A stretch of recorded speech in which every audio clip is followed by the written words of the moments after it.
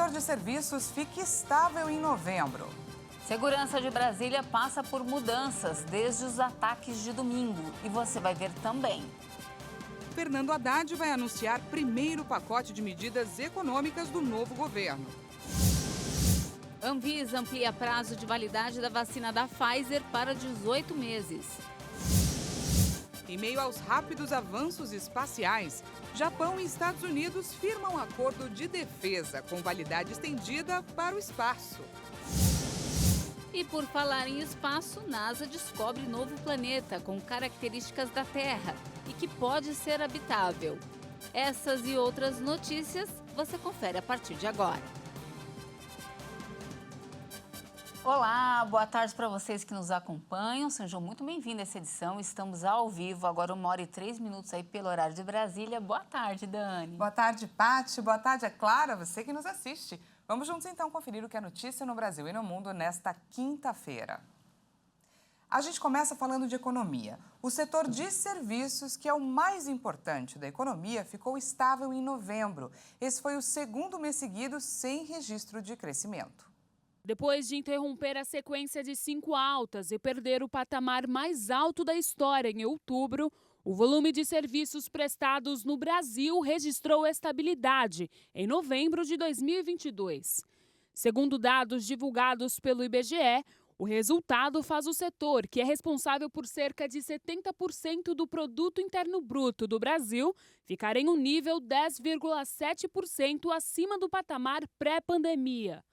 Ainda assim, a área não recupera o recorde histórico, alcançado em setembro do ano passado. Em novembro, 3 das 5 áreas investigadas pelo IBGE recuaram, com destaque para serviços de informação e comunicação, que registrou leve queda e eliminou parte do ganho acumulado no período de julho a outubro. O segundo impacto negativo do índice veio dos outros serviços, atividades de pós-colheita e serviços financeiros auxiliares. Já o terceiro impacto foi o dos serviços prestados às famílias, como restaurantes e hotéis. O segmento de turismo ainda se encontra abaixo do patamar de fevereiro de 2020. A área de transportes teve variação positiva e exerceu a principal contribuição positiva do mês, interrompendo 2 quedas consecutivas, período em que havia acumulado uma perda de 2%. O ministro da Fazenda, Fernando Haddad, deve anunciar nesta tarde o primeiro pacote de medidas econômicas do governo Lula. As mudanças prometem um equilíbrio nas contas públicas. As primeiras medidas econômicas do governo Luiz Inácio Lula da Silva são mantidas em sigilo pelo Ministério da Fazenda. Durante a transição, Fernando Haddad tinha afirmado que a equipe econômica pretendia analisar as contas públicas para reestimar as receitas do governo e refazer a previsão de déficit primário. Analistas de mercado acreditam que a volta da cobrança do PIS/COFINS e da CID sobre a gasolina e o etanol está entre um dos possíveis assuntos. Esses tributos podem assegurar ao governo 28 bilhões e 600 milhões de reais. Nesta manhã, Haddad marcou encontros no Ministério da Fazenda com a presidente indicada ao Banco do Brasil, Tarciana Medeiros, e com o diretor de Controladoria da Caixa, Marcos Brasiliano Rosa. Segundo interlocutores, devem ser apresentadas no total 4 medidas provisórias, 2 decretos, uma portaria interministerial de autoria da Receita Federal e da Procuradoria-Geral da Fazenda Nacional. A segurança de Brasília passa por mudanças desde os ataques de domingo. Entre elas está o aumento de efetivo policial, principalmente na esplanada dos ministérios. Os ataques ao Congresso Nacional, ao Supremo Tribunal Federal e ao Palácio do Planalto levantaram dúvidas sobre as falhas na segurança da capital federal. O Gabinete de Segurança Institucional estuda adotar novas medidas para aperfeiçoar a proteção e a vigilância do Palácio do Planalto, sede do governo federal. Entre o que é planejado está a instalação de câmeras mais modernas nos prédios, inclusive com tecnologia de reconhecimento facial. O GSI também estuda aumentar o efetivo de militares que integram os batalhões que fazem parte da proteção diária do edifício e alterar o protocolo de atuação dos batalhões. Nesta quarta-feira, a esplanada dos ministérios esteve fechada por determinação do interventor na segurança do Distrito Federal, Ricardo Capelli. Isso acontece após a Advocacia Geral da União e a Procuradoria Geral da República identificarem notícias de que grupos extremistas estariam convocando novas manifestações em todas as capitais do país. Hoje eu estou aqui e vou acompanhar pessoalmente na esplanada dos ministérios a operação. No domingo, o secretário de Segurança Pública do Distrito Federal estava nos Estados Unidos. Então, acho que essa é uma diferença básica, porque você faz segurança pública com liderança em comum. Capelli também realizou a exoneração de todos os comandantes que tinham atribuição operacional no dia dos ataques de radicais e diversas autoridades indicadas pelo ex-secretário de Segurança Pública, Anderson Torres. A Câmara dos Deputados e o Senado Federal fizeram a entrega simbólica ao presidente Lula do decreto de intervenção na segurança do Distrito Federal, aprovado pelo Congresso. Lula afirmou que o ato representa a força da democracia. O decreto de intervenção na área da segurança pública do Distrito Federal, editado por Lula após as depredações em Brasília, precisava ser chancelado pelas duas casas do Legislativo. Após análises dos parlamentares, o decreto foi entregue ao presidente Lula pelo presidente em exercício do Senado Federal. Veneziano Vital do Rego afirmou que o simbolismo do ato de entrega do decreto mostra a unidade do país no combate a esses atos de destruição por parte de manifestantes radicais. O Congresso Nacional cumpriu com o seu papel, ou seja, não havia dúvidas de que a compreensão e o entendimento para aquele instante era a decisão alternativa única de fazer a intervenção. O presidente da Câmara dos Deputados, Arthur Lira, afirmou que a aprovação da intervenção demonstra uma unidade da federação numa linguagem única, em defesa da democracia brasileira. Segundo ele, o decreto editado por Lula era necessário para combater os atos que vão contra a Constituição. O ato de entrega do projeto de decreto legislativo número 1 de 23, editado por Vossa Excelência e referendado pelo Congresso Nacional, cumpre o rito democrático, legal e constitucional da efetivação dessas ações que, por certo, terão rumo daqui para frente com muito diálogo, mas com muita firmeza em defesa dos preceitos maiores da nossa Constituição. O presidente Lula agradeceu o apoio do Congresso e afirmou que todos que desrespeitarem a ordem democrática serão punidos com o rigor da lei. E o que vocês estão fazendo com esse decreto é dizendo que a gente tem que punir quem não quer respeitar a lei. A gente tem que punir quem não quer respeitar a ordem democrática tão dificilmente alcançada por nós a partir da Constituição de 88. E o STF, o Supremo Tribunal Federal, decidiu manter o afastamento de Ibanez Rocha do governo do Distrito Federal por 90 dias. E também votou pela manutenção da prisão preventiva do ex-secretário de Segurança, Anderson Torres. Por 9 votos a 2, o Supremo Tribunal Federal decidiu que Ibanez Rocha vai ficar afastado do governo do Distrito Federal por 90 dias, em decorrência dos ataques que aconteceram em Brasília no último domingo. Em julgamento em plenário virtual, o STF também votou por manter a determinação de prisão preventiva do ex-secretário de Segurança do DF, Anderson Torres, e do ex-comandante da PM, Fábio Augusto Vieira. 8 ministros acompanharam o relator, ministro Alexandre de Moraes, Gilmar Mendes, Edson Fachin, Carmen Lúcia, Dias Toffoli, Luiz Roberto Barroso, Luiz Fux, Ricardo Lewandowski e Rosa Weber. André Mendonça e Nunes Marques divergiram da decisão. E nesta quinta-feira, o plenário virtual do STF começou a julgar se mantém a decisão de Moraes, que determinou o impedimento de qualquer tentativa de bloqueio de vias públicas ou rodovias em todo o país. A proibição também vale para bloqueios ou invasões que interrompam o tráfego em prédios públicos ou o acesso a esses edifícios.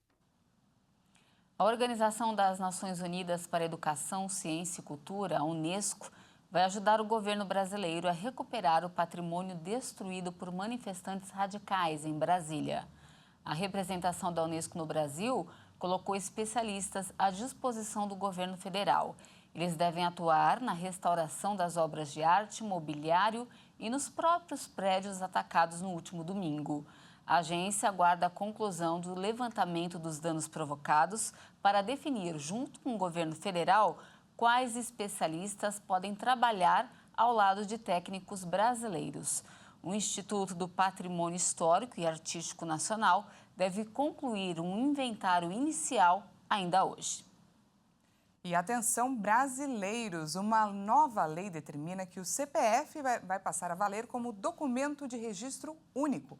Com isso, outros números, como o PIS ou o título de eleitor, não podem ser exigidos para preencher cadastro.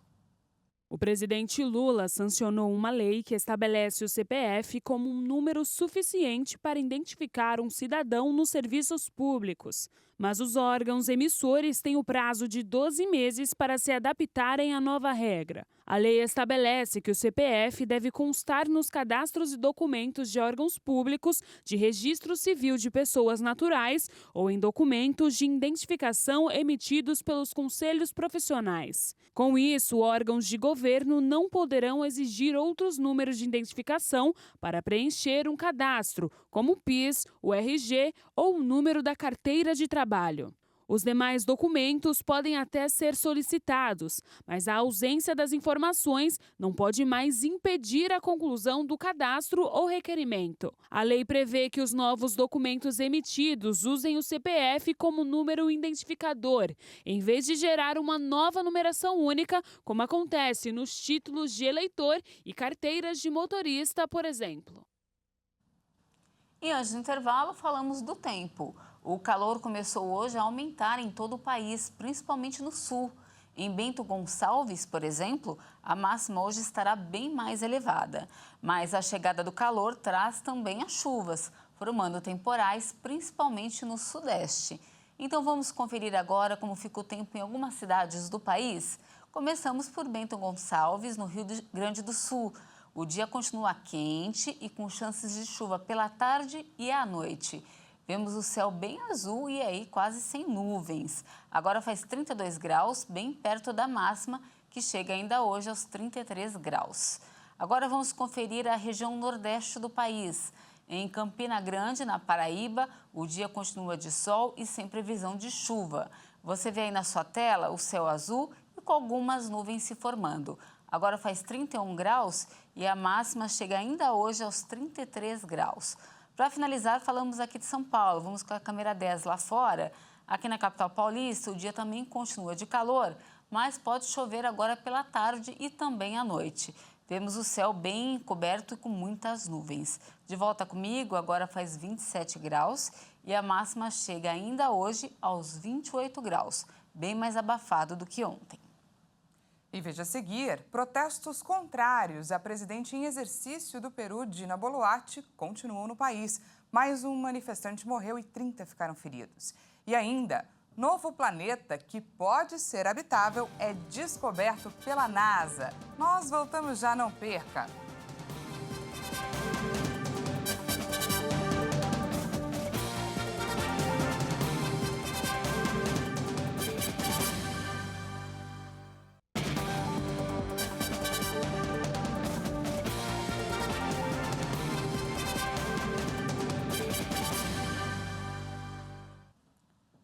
Já estamos de volta ao vivo, agora 1h18 pelo horário de Brasília. Voltamos com informações direto de Brasília. A gente traz a atualização sobre a votação que está acontecendo nesta quinta-feira sobre o bloqueio de vias. Por enquanto, 6 dos 11 ministros do Supremo Tribunal Federal votam pela proibição do bloqueio de vias e contra a invasão de prédios públicos. O julgamento no plenário virtual da Corte formou maioria para autorizar a prisão em flagrante de quem descumprir essas medidas sob pena de multa. O ministro Alexandre de Moraes atendeu a pedido da Advocacia Geral da União relacionado às manifestações radicais convocadas em diversos estados.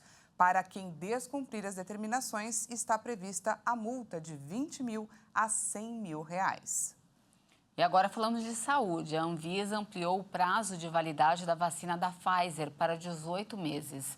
A ampliação vale para todas as vacinas produzidas a partir da última segunda-feira. A Agência Nacional de Vigilância Sanitária autorizou o aumento do período de validade das vacinas monovalentes da Pfizer contra a Covid-19 para 18 meses. De acordo com o órgão, a medida se aplica a todos os imunizantes produzidos a partir do dia 9 de janeiro e usados em crianças a partir de 6 meses de idade, adolescentes e adultos. A aprovação se baseou em novos dados de estudos de estabilidade realizados pela Pfizer. Os resultados demonstraram não haver alteração nas especificações de qualidade da vacina no período adicional ao prazo anteriormente autorizado, de 12 meses. Para os lotes já produzidos e distribuídos no país, que estão com o prazo de validade antigo, a empresa foi orientada a solicitar uma autorização excepcional de uso à Anvisa. Neste pedido, a Pfizer deve comprovar a adequada rastreabilidade dos lotes. Ainda em 2022, o Ministério da Saúde informou detalhes da compra de mais de 60 milhões de vacinas contra a Covid da Pfizer, que atingiram um total de 150 milhões de doses. Desse total, 81 milhões já foram entregues no ano passado. Para 2023, até o segundo trimestre, 69 milhões de doses remanescentes devem ser entregues. Esse número inclui as vacinas bivalentes que protegem contra a cepa original e a Ômicron. Esses imunizantes de segunda geração da Pfizer não são afetados pela decisão da Anvisa. E agora vamos de destaque internacional. Após a falha no sistema de aviação dos Estados Unidos, que provocou o cancelamento de milhares de voos em todo o país, a Casa Branca se pronunciou e disse que vai garantir que esse problema não aconteça novamente. A falha no sistema de aviação dos Estados Unidos, que provocou milhares de cancelamentos e atrasos em voos, exigiu um pronunciamento da Casa Branca. Na manhã desta quarta-feira, a Administração Federal de Aviação Americana ordenou uma suspensão temporária de todas as partidas de voos domésticos, depois que um processo-chave foi prejudicado. Por conta da falha, as tripulações não teriam acesso a informações essenciais para voar em segurança. A Administração Federal de Aviação e o Departamento de Transporte vão continuar sendo transparentes sobre a causa da falha e sobre como vão garantir que um problema dessa magnitude não ocorra de novo. Nosso foco número 1 é garantir a segurança de quem estiver viajando, e o foco número 2 é garantir que isso não aconteça outra vez. Após o ocorrido, autoridades informaram que as operações estavam sendo restauradas gradualmente, mas o fato é que o caos gerado pela manhã refletiu no resto do dia. De acordo com informações do site FlightAware, mais de 1.300 voos foram cancelados e outros 9.000 sofreram atrasos até o início da noite desta quarta-feira. Em uma entrevista à emissora MSNBC, o secretário de Transporte dos Estados Unidos, Pete Buttigieg, declarou que não havia evidência de um ataque criminoso, mas que essa possibilidade não poderia ser descartada. A Administração Federal de Aviação dos Estados Unidos se manifestou no Twitter e informou que segue investigando as causas da falha. Estados Unidos e Japão concordaram nesta quinta-feira que seu Tratado de Segurança e Defesa se aplica também ao espaço. O Japão tem firmado acordos de defesa com países ocidentais diante de possíveis ameaças procedentes da China. Dessa forma, qualquer incidente no espaço pode ativar o artigo 5 do acordo, que contempla que um ataque a um dos lados significa um ataque aos dois lados. A decisão ocorre no momento em que a China tem avanços rápidos na tecnologia de satélites. Trabalhamos para aprofundar nossa cooperação em todos os campos: terra, mar, ar e, sim, espaço, cibernético e exterior. O componente do espaço sideral é importante para a segurança e prosperidade de nossa aliança. O chefe do Pentágono, Lloyd Austin, informou que os Estados Unidos vão implantar uma nova unidade móvel de fuzileiros navais na ilha de Okinawa, no sul do Japão e estrategicamente perto de Taiwan, para fortalecer a defesa do país. Na quarta-feira, o governo japonês também assinou um acordo de defesa com a Grã-Bretanha, que estabelece uma base legal para o envio de tropas britânicas e japonesas a seus territórios para treinamento e outras operações. O Japão vê a China como um desafio estratégico sem precedentes para sua segurança e aprovou uma revisão em dezembro que inclui um grande aumento nos gastos militares em 5 anos. Desde o fim da Segunda Guerra Mundial, a ilha japonesa tem uma constituição pacifista que limita sua capacidade militar apenas a ações defensivas. Os protestos contrários à presidente em exercício do Peru, Dina Boluarte, continuam. Mais um manifestante morreu e 30 ficaram feridos em Cusco por causa da repressão policial. O dia começou com bloqueios de estradas e velórios pelos mortos que levaram a confrontos com as forças de segurança em Juliaca, na região andina de Puno. Em meio às tensões, o Ministério Público abriu na terça-feira uma investigação por crime de genocídio contra a presidente, que impôs um toque de recolher em Puno para frear as manifestações.